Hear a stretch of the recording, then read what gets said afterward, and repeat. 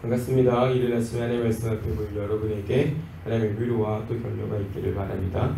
오늘 우리가 함께 읽은 부분은 구약성경 시편 9편입니다. 이 시편 9편에서는 다윗이 이제 하나님의 은혜를 노래하면서 또 그가 얼마나 능력이 있는가라고 하는 것들을 잘 가르쳐주고 있습니다. 뿐만 아니라 악인들이라고 할 수 있는 이방인들이 하나님 앞에 서게 되었을 때 그들이 얼마나 무능력한가라고 하는 점을 잘 가르쳐주고 있습니다. 그래서 우리를 대적하는 자들, 그러니까 하나님을 대적하고 교회를 대적하는 이들에 대해서 두려워하지 않을 것은 결국엔 대적자들은 대적자들의 꾀로 말미암아 넘어지게 할 수 있을 만큼 하나님의 능력이 있으시고 그들은 결국 인생에 지나지 않는다. 그러니까 한낱 먼지와 같은 그런 인생에 지나지 않는다라고 하는 점을 가르쳐주고 있습니다. 그러면서 동시에 대적자들로 인한 그 어려움 가운데서 하나님께서 도와주실 그들을 찬양하고 기대하고 있는 다윗의 모습을 우리가 확인할 수 있습니다.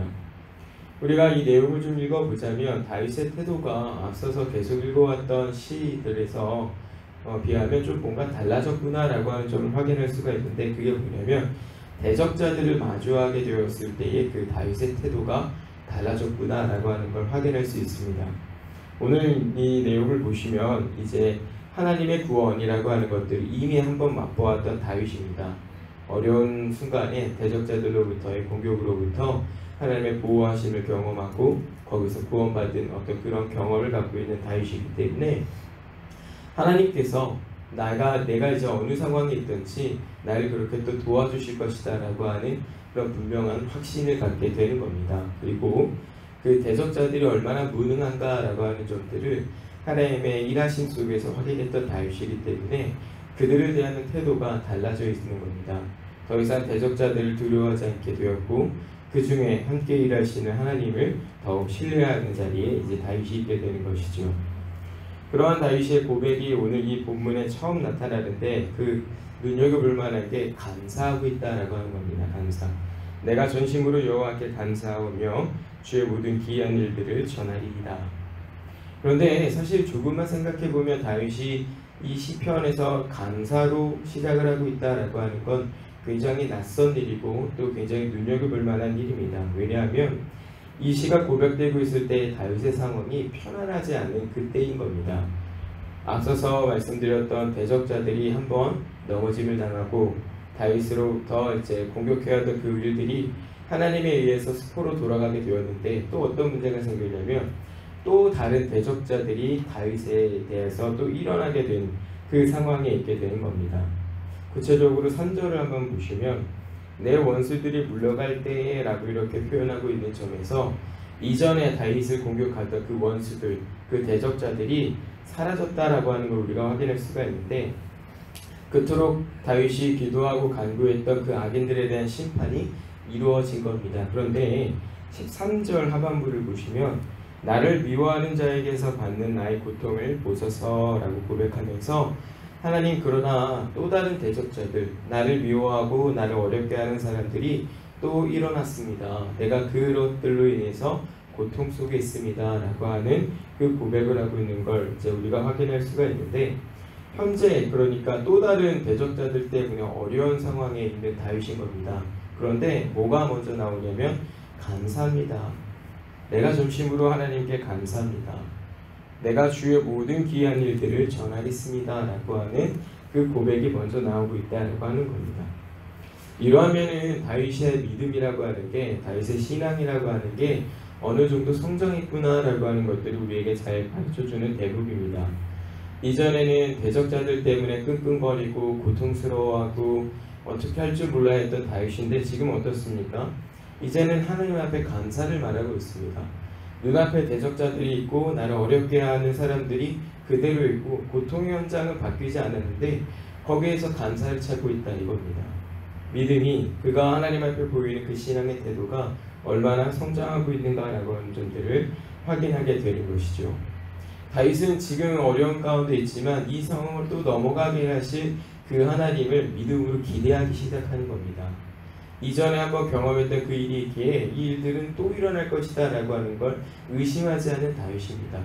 하나님은 나의 보호자가 되시고 하나님은 은혜로 나를 호위하시는 분이야 라고 하는 것들을 머리로도 할 뿐만 아니라 삶의 경험으로도 확인했기 때문에 이 부분에 대한 신뢰가 더 두터워진 겁니다.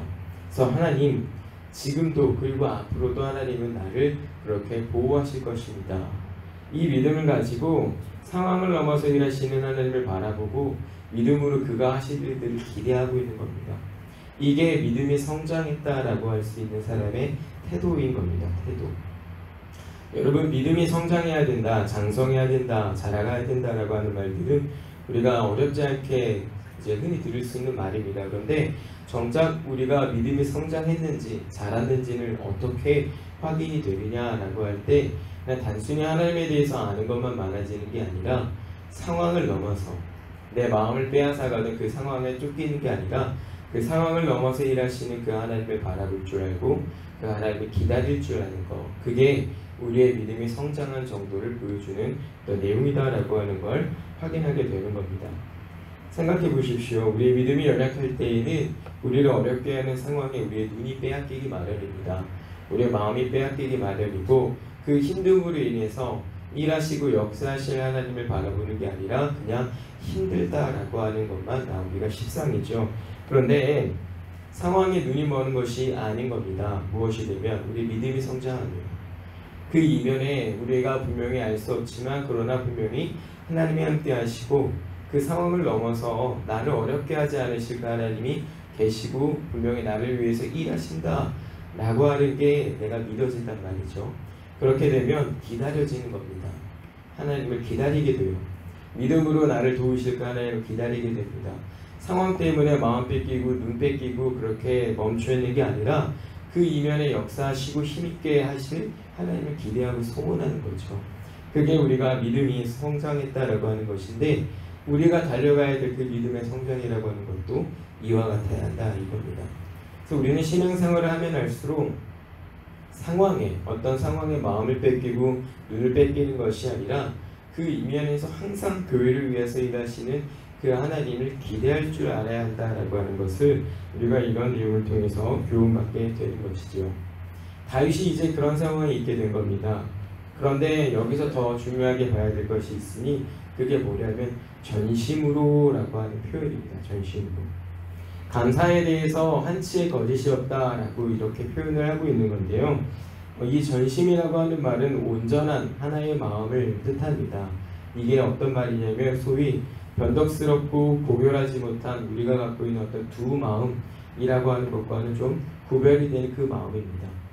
이럴 때는 이렇게 됐다가 또 내가 원하지 않을 때는 또 그 마음을 거둬들였다가 하는 그러한 두 마음을 말하는 게 아니라 상황과는 상관없이 하나님 앞에만 고정시켜 놓고 있는 그 온전한 마음, 그리고 그 하나님 앞에 고백되는 그 감사가 참으로 진실하다라고 하는 것들을 가르쳐 주는 겁니다. 이러한 다윗의 감사에는 위선이다라고 하는 것을 전혀 찾아볼 수가 없는데, 그래서 우리가 이런 내용 중에서 배워야 될 건 하나님 앞에 하는 그 참된 감사가 과연 무엇이냐라고 하는 겁니다. 일단은 이제 내용을 보시면 4절에서 보시면 이런 말씀을 시작하죠. 주께서 나의 의와 송사를 변호하셨으며 보좌에 앉으사 의롭게 심판하셨나이다. 5절도 보시면 이방 나라들을 책망하시고 악인들을 멸망하시며 그들의 이름을 영원히 지우셨다 말씀하시고, 또 8절 보면 공의로 세계를 심판하시고 정직으로 만민에게 판결을 내리신다 말씀하고, 9절 보시면 여호와는 우리의 요새시다. 10절에서도 보면 여호와는 자기를 찾는 이들을 버리지 아니하신다라고 하는 고백을 하면서 대적자들을 물리치는 것부터 시작해서 그리고 자기를 보호하시는 것에 이르기까지 어떤 것들을 강조하고 있는 겁니까? 다 하나님이 하신 겁니다.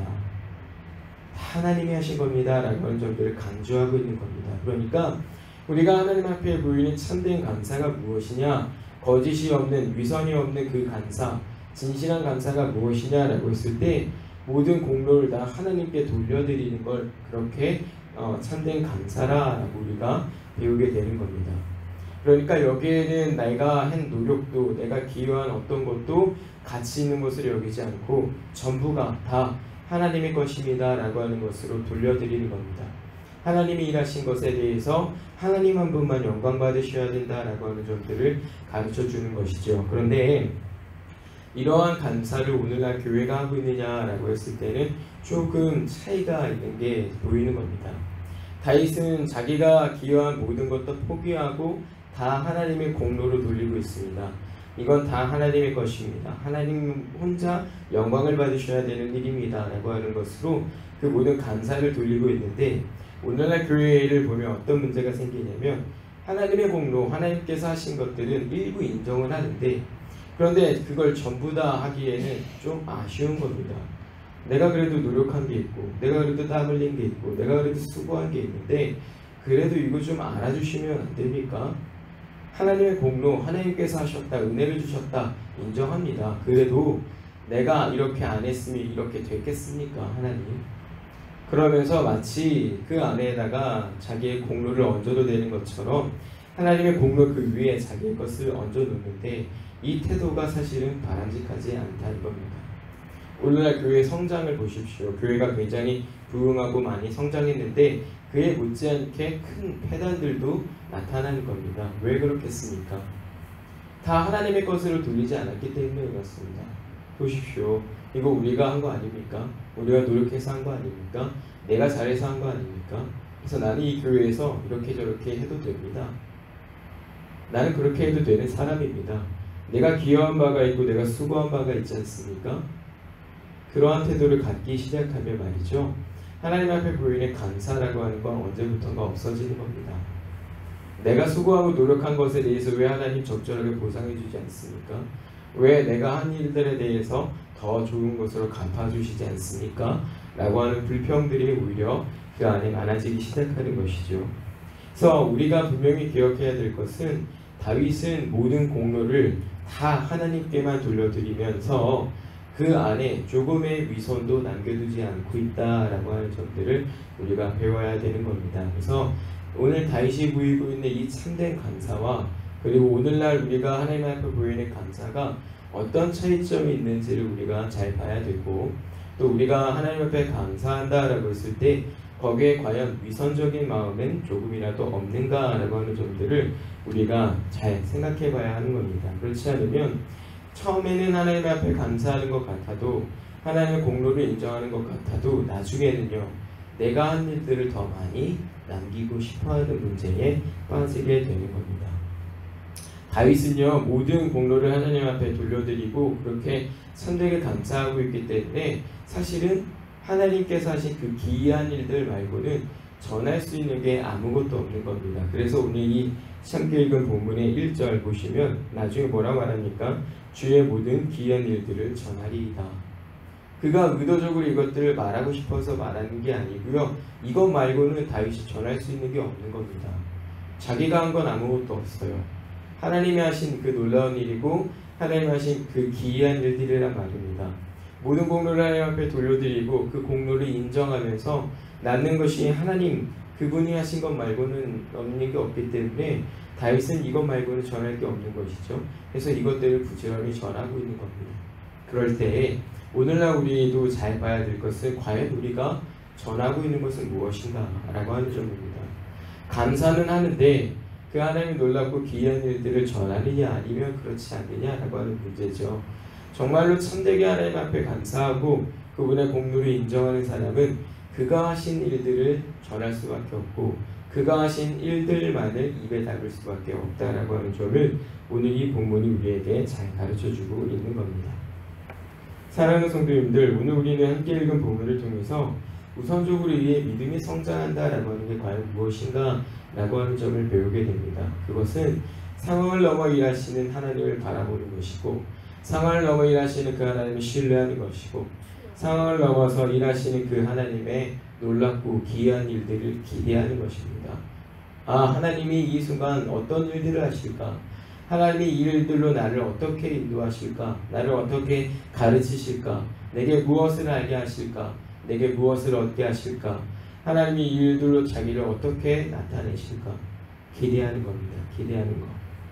또 하나는 성도가 하나님께 드리는 참된 감사라고 하는 것은 자기의 공로를 그 안에 얹어놓고 감사하는 게 아니라 그 전부를, 어떤 일에 대한 모든 전부를 하나님의 것으로 돌려드리는 것이다 라고 하는 걸 우리가 배우게 되는 겁니다. 내 인생이 잘 먹고 잘 살게 되는 것도, 내가 하나님 앞에 성실하게 살아갈 수 있게 되는 것도, 구원받은 사람으로서 그 안에 조금이라도 기여할 수 있게 된 것도 다 값없이 베풀어 주신 하나님의 은혜 때문이라.